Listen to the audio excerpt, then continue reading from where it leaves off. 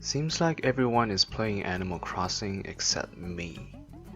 I'm literally the only one among my group of friends without a Nintendo Switch, and Amazon doesn't consider it an essential item eligible for delivery, even though it's critical to me surviving through this quarantine. It was all well and good until a friend invited me to join a friend's chat talking about flipping turnips and crossbreeding flowers. He's no longer a friend. First thing after the quarantine, I'm going to buy a Switch, go to his island, and wreak havoc. I'll steal his furniture, run over his flower beds, chop down his fruit trees, and dig holes wherever possible.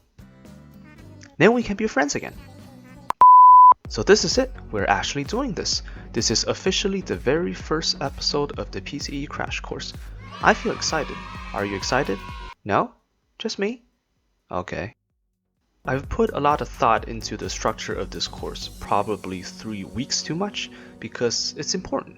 Eventually, I've decided that I will be doing a few more videos than just the 20 question types, because there are very important concepts that are worth explaining in detail, such as this one, and that just happens to give me more views.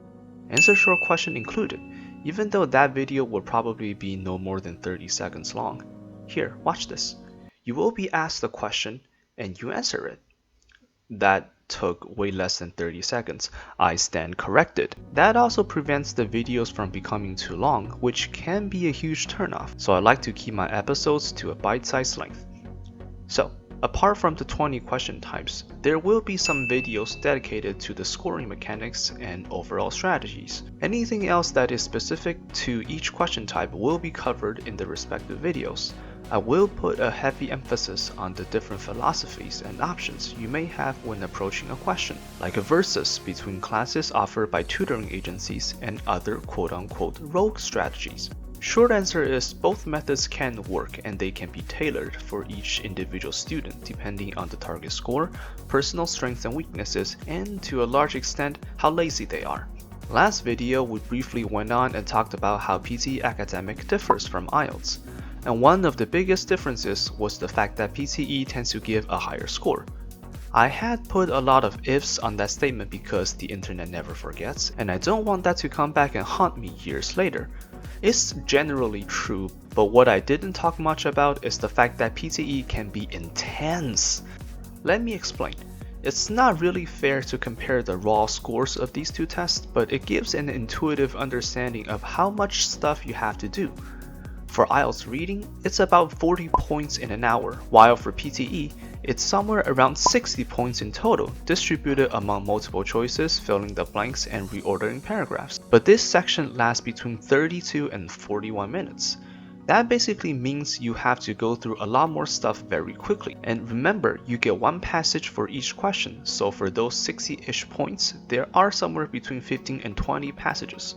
Granted, they are shorter, but if you compare the absolute lengths while taking time into consideration, it's no joke. So you gotta do more in the same amount of time. They kinda have to include a lot of questions because otherwise, machine grading can lead to huge inconsistencies when the questions naturally vary in difficulty. But that's not the only stressful part of PTE. I distinctly remember back in the day when I took IELTS for college applications, I did the reading part backwards, starting on section 3 and finishing on section 1 because of, I don't know, reasons. Maybe I thought section 3 was the hardest and wanted to tackle it first because of, I don't know, reasons. You can't do that with PTE. In fact, you have exactly one and only one attempt with all questions. Once you hit the next button or the dedicated time runs out, you cannot go back and change your answers. It basically asks you to YOLO every question like there's no tomorrow. I understand why they did this for speaking and writing where each question is individually timed, but as to why they did this for reading and listening, which have a combined time limit depending on what and how many questions you get, I really don't know what to tell you. Reasons. Seriously, I don't understand. Only being allowed to play the listening passages once is very reasonable, but why can't we go back and make revisions or just skip some questions and come back later? You know what, it doesn't matter. You will survive through this. So let's spend some time to go over the general process of signing up for the test. You go to the official website, log into your account, pick a location and a time, pay, done.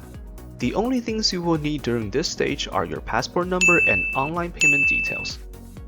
Then there's the eternal vicious cycle of you panicking for booking the test too soon, trying to focus and practice, getting distracted by literally anything else, crying yourself to sleep, and then rinsing and repeating the next day, until you find this YouTube channel that comes to your rescue.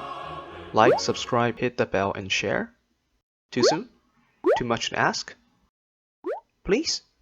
When booking the test, I strongly recommend, if possible, picking a relatively less occupied place and time slot, because no matter how much faith the officials have in the headsets, I could still hear everybody else in the room talking at the same time.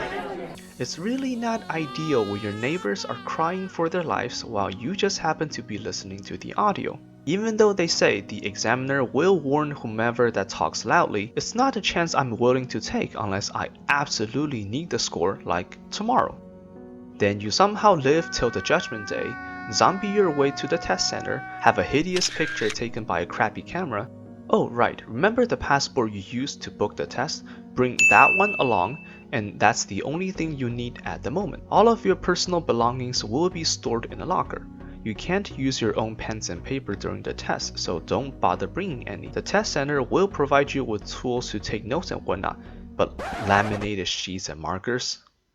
Really? I paid $300 for this test, and you can't spend a teeny bit of a profit and give me some goddamn paper and a pen? You'll get through this. You're a survivor.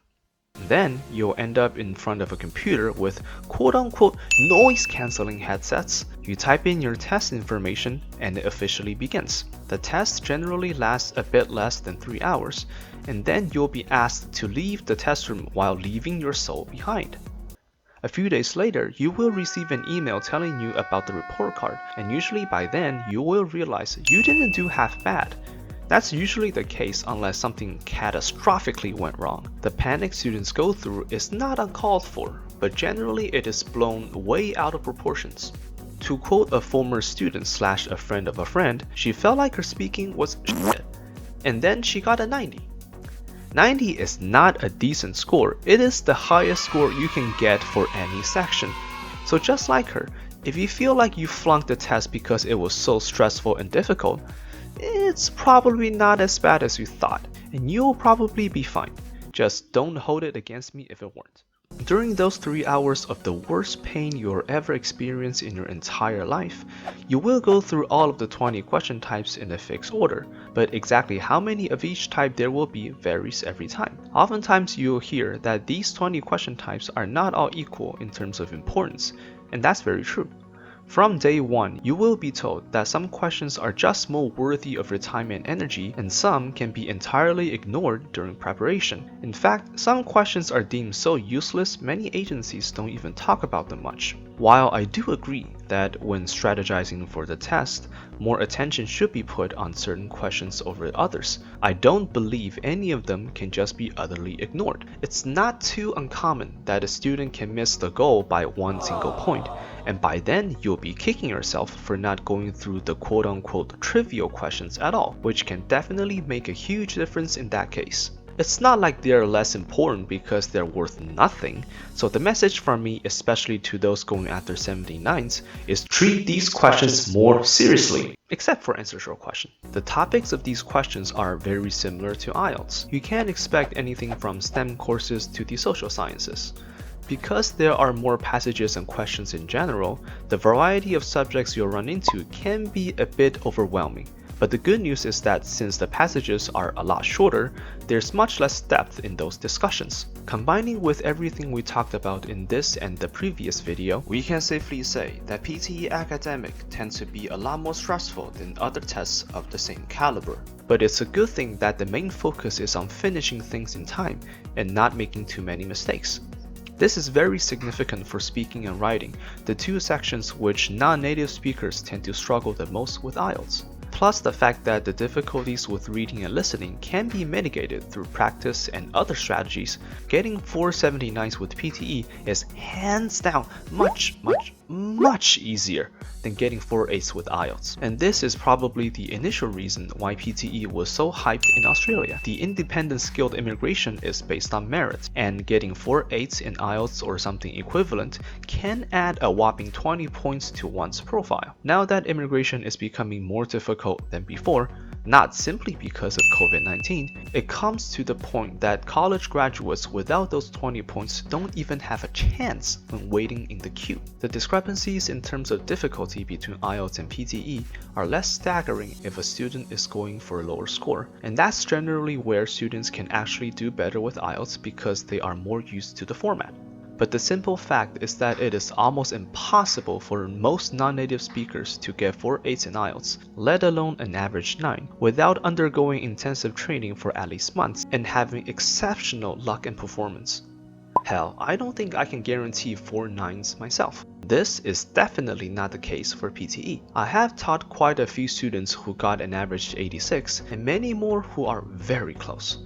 So I guess the traumatizing journey is actually worth it if you're determined to get the final score. The immigration hype in Australia has died down a bit now that the government is pushing for subclass 491, basically sending college graduates to rural areas to wash dishes. If this gets more popular, it is possible that the merit system will come back into effect, and by then, the need to score high on PTE will almost certainly be back as well.